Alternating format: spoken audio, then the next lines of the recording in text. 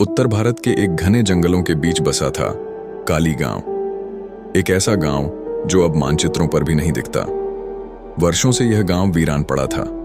लोग कहते थे कि वहां कुछ ऐसा हुआ था जो इंसान की समझ से परे है। गांव के बीचों बीच एक पुराना कुआं था, गहरा, अंधेरा और जंगली बेलों से घिरा हुआ। उस कुएं के बारे में गांव वालों का मानना था कि वो कुआं शापित है। कोई भी उसके पास जाता तो वापस कभी नहीं लौटता। कहानी शुरू होती है दो भाइयों से, आरव और राजीव, जो डॉक्यूमेंट्री फिल्म मेकर थे। उन्हें पुराने रहस्यमय स्थानों पर जाकर वीडियो बनाना पसंद था। इंटरनेट पर काली गांव के बारे में एक धुंधली खबर मिली, एक कुआं जो आत्माओं का दरवाजा है। बस वही बना उनकी अगली फिल्म का विषय। वे दोनों अपने कैमरे और उपकरण लेकर काली गांव पहुंचे। रास्ते में बुजुर्गों ने बहुत समझाया, बेटा उस गांव में कुछ तो है, कुएं के पास मत जाना। लेकिन उनकी जिज्ञासा डर से कहीं बड़ी थी। गांव में घुसते ही माहौल बदल गया। हवा ठंडी थी, पेड़ सन्नाटे में झूल रहे थे और हर झोपड़ी वीरान थी। ऐसा लग रहा था जैसे समय यहां थम गया हो। गांव के बीच में वो कुआं दिखा, खंडहर की तरह टूटा हुआ। उसके चारों ओर सूखी हुई राख पड़ी थी, जैसे किसी जमाने में वहां कुछ जलाया गया हो। आरव ने माइक निकाला और कुएं के पास जाकर बोलना शुरू किया। यह है काली गांव का वह कुआं जिससे जुड़ी है दर्जनों गुमशुदगियों की कहानियां। तभी कुएं से एक ठंडी हवा निकली और कैमरे की स्क्रीन अपने आप बंद हो गई। राजीव को रात में अजीब सपने आने लगे। एक औरत जो गीली साड़ी में लिपटी हुई थी उसे कुएं में बुला रही थी। आरव को सुबह होते ही शरीर पर खरोंचें दिखीं, जैसे किसी ने रात में उसे नोचा हो। राजीव बोला, आरव हमें लौट जाना चाहिए, ये जगह सही नहीं है। लेकिन आरव रुक गया।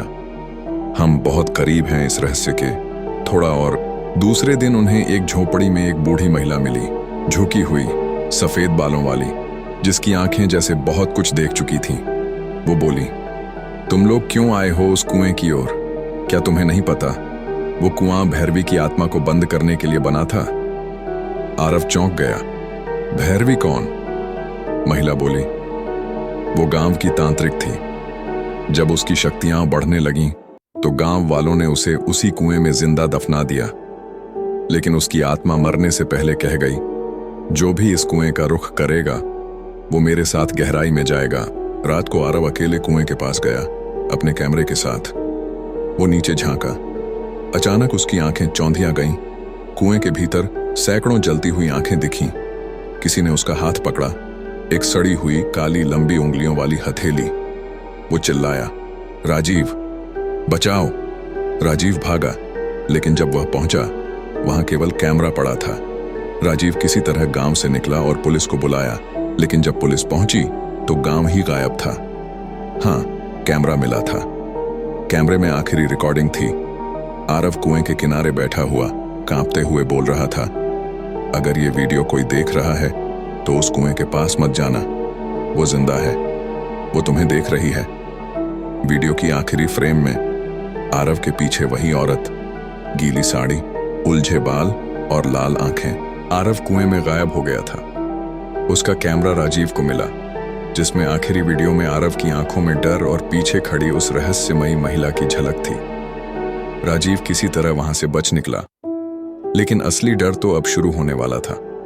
राजीव ने सबको बताया, पुलिस, मीडिया, यूट्यूब फॉलोअर्स, लेकिन कोई यकीन नहीं कर रहा था। सबने कहा, फेक वीडियो है, प्रमोशन का तरीका है। राजीव टूट चुका था, लेकिन एक रात उसके घर की लाइट अपने आप बंद हो गई। फोन में एक नोटिफिकेशन आया, new video uploaded, I am still here from आरव्स चैनल। वो चौंक गया। आरव का यूट्यूब चैनल, जिसे हफ्ते भर पहले डिलीट कर दिया गया था, अब उस पर नया वीडियो। राजीव ने वीडियो चलाया। स्क्रीन पर था कुआं, लेकिन ये कोई पुराना वीडियो नहीं था। वीडियो में आरव दिखा। उसका चेहरा अब सामान्य नहीं था, आंखें सूनी, होंठ सिले हुए जैसे। फिर उसकी आवाज आई, वो वापस आ रही है, वो अब सिर्फ कुएं में नहीं है, अब वो मेरे अंदर है।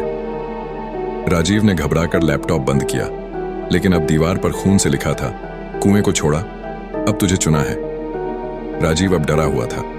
वो पहुंचा पंडित श्याम नारायण के पास, जो अघोरी और आध्यात्मिक साधक थे। उन्होंने सुनते ही कहा, भैरवी वापस आ चुकी है। वो किसी नए शरीर की तलाश में है और अब उसने तुम्हें चुना है। अगर उसे रोका नहीं गया तो उसकी आत्मा और भी लोगों में फैल जाएगी। राजीव ने पूछा, तो मैं क्या करूं? पंडित बोले, वापस उसी गांव जाना होगा। उसके कुएं में एक तांत्रिक यंत्र रखा गया था जिसे किसी ने छेड़ दिया है। उसे वापस सक्रिय करना होगा, वरना पूरा शहर उसकी चपेट में आ जाएगा। राजीव फिर पहुंचा काली गांव, लेकिन इस बार गांव वैसा नहीं था। अब वहां कई झोपड़ियां जल चुकी थीं, जमीन पर राख थी और हर तरफ लाशों जैसी आकृतियां बिखरी थीं। राजीव का कैमरा अपने आप चालू हुआ, लेकिन स्क्रीन पर लाइव लिखा था। राजीव डरते डरते कुएं के पास पहुंचा। तभी हवा तेज चलने लगी और कुएं से एक आवाज आई, मुझे फिर कैद करोगे? अब मैं कुएं से नहीं, लोगों के अंदर से निकलती हूं। पंडित श्याम नारायण ने मंत्रोच्चारण शुरू किया। उन्होंने कहा, भैरवी अब शरीर ढूंढ रही है। अगर कोई स्वयं उस यंत्र को फिर से कुएं में डाल दे तो उसे हमेशा के लिए रोका जा सकता है, लेकिन ऐसा करने वाला जीवित नहीं बचेगा। राजीव बिना कुछ कहे यंत्र लेकर कुएं में कूद गया। तेज चीखें, आग की लपटें और फिर सन्नाटा। सुबह कुएं से सिर्फ एक चीज मिली, राजीव का कैमरा। आखिरी फ्रेम में राजीव कह रहा था, मैं जा रहा हूं, लेकिन अगर कभी फिर कोई इस कुएं को छेड़ेगा तो भैरवी लौटेगी और तब शायद कोई बचाने वाला ना हो। लेकिन क्या भैरवी सच में खत्म हुई, या वो अब किसी और के शरीर में छुपी हुई है आपके आसपास? अगर आपको कभी अपने फोन में किसी पुराने कुएं की वीडियो दिखे तो देखना मत, हो सकता है वो आपको देख रही हो।